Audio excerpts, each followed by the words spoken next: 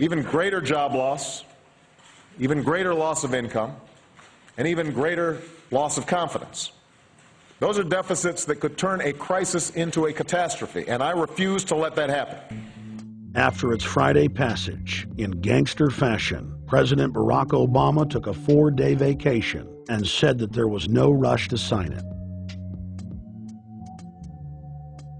The spending bill was really a takeover bill, designed to further federalize the states and to pay off rich donors that had donated to both parties.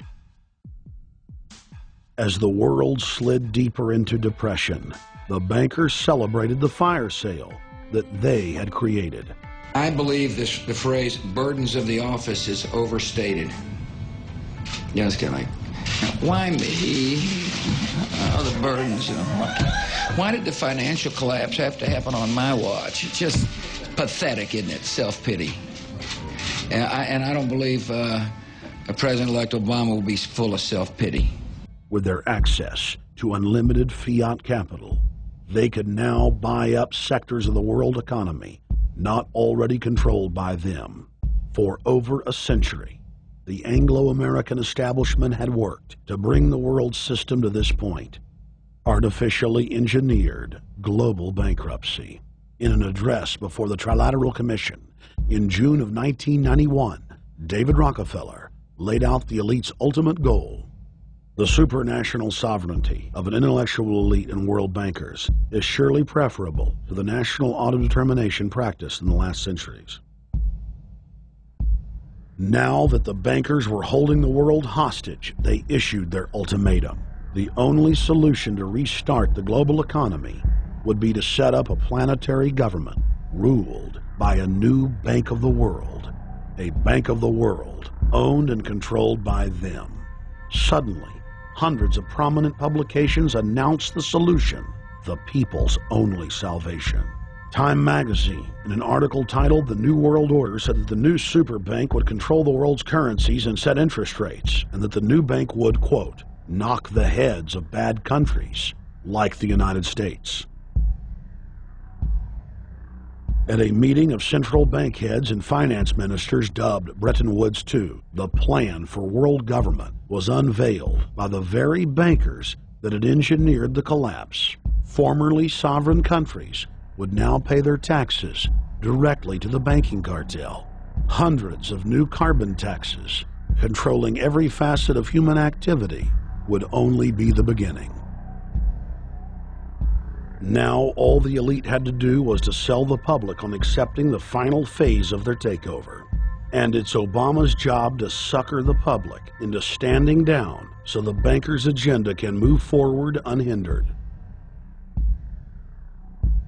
Never before in U.S. history has the media gotten behind a president like they are behind Obama. The press has pulled out all the stops, bestowing a crown of infallibility upon Obama as the savior of the people. The elite are betting everything they've got on Obama's charisma and hoping that he can sell the world on their program of tyranny. Yes, there have been differences between America and Europe. No doubt there will be differences in the future. But the burdens of global citizenship continue to bind us together. A change of leadership in Washington will not lift this burden. In this new century, Americans and Europeans alike will be required to do more, not less. Partnership and cooperation among nations is not a choice. It is the only way. We've got to give them a stake in creating the kind of world order that I think all of us would like to see. In truth, Obama is not simply continuing George W. Bush's policies. He is radically expanding them. I thank President Bush for his service to our nation. This film has documented the painful fact that Barack Obama's agenda is the complete opposite of what he has claimed it to be. Now we will reveal what Barack Obama and his controllers' true agenda is. Number one, bring the United States under the complete regulatory control of a private offshore superbank known as the Bank of the World. More than 100 new taxes are now being developed under the umbrella of curbing greenhouse gases. The new taxes will be paid directly to the private bank consortium. At the producer level, taxes will be paid on farm animals' flatulence. At the consumer level, there will be carbon taxes on all forms of meat, beef, poultry, pork, and fish. All cars will be fitted with satellite tracking boxes that will tax driving by the mile. And an added tax will be placed on all fossil fuels, including motor oil and natural gas. All plastic products will have a carbon tax added. Outdoor space heaters and fireplaces are to be taxed. All electricity produced by coal-powered plants will be taxed. Under the cap-and-trade system, citizens will be forced to pay taxes on thousands of products to private cap-and-trade services owned by Al Gore and other elitists. There will be taxes on light bulbs, water, trash pickup, air travel, train travel, bus, ship, medicine, steel production, mining, clothing, laundry, asphalt are just a few of the new taxes to be levied. But to truly transform our economy, to protect our security and save our planet from the ravages of climate change, we need to ultimately make clean, renewable energy the profitable kind of energy. So I ask this Congress to send me legislation that places a market-based cap on carbon pollution and drives the production of more renewable energy in America. That's what we need. The notion of anthropogenic global warming is a fraud. In other words, the idea that the planet is getting warmer and that human activity is somehow responsible is a pseudo-scientific fraud. It's a big lie. It's a monstrosity. Remember the Nazis, they had race science, race hygiene. They said Aryan blood is different from any other kind of blood. This was, of course, idiocy, a fantastic piece of nonsense. Today, we got something similar.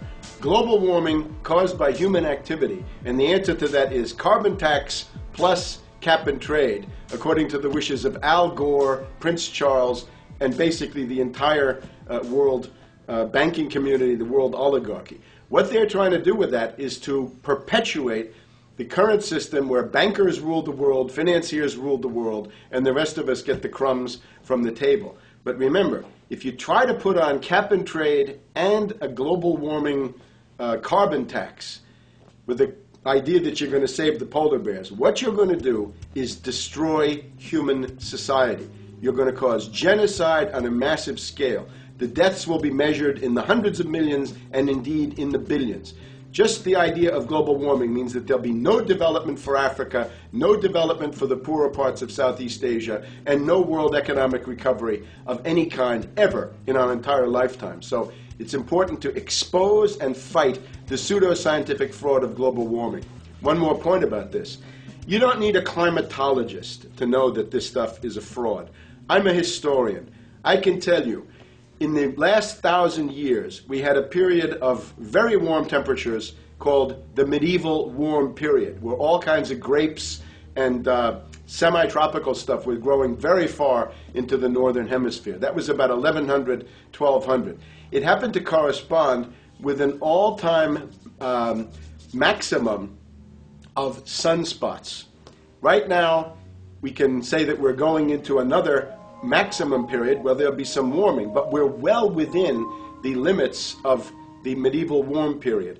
About 1600 to 1650, there was an ice age in northern Europe. The North Sea was filled with ice. The German and Dutch ports and the English ports were filled with ice. That corresponds to an all-time minimum of sunspot activity, the Spörer minimum and the Maunder minimum. So this has largely got to do with solar activity. We can see that other planets, not just the Earth, are warming slightly as a result of increased solar activity. But we're well within the minimum. So what the oligarchs claim to be an open and shut scientific case is a piece of pseudo-scientific nonsense, and it should be rejected. Number 2, the social engineers are fully aware that the Obama craze will wear off quickly, so they are racing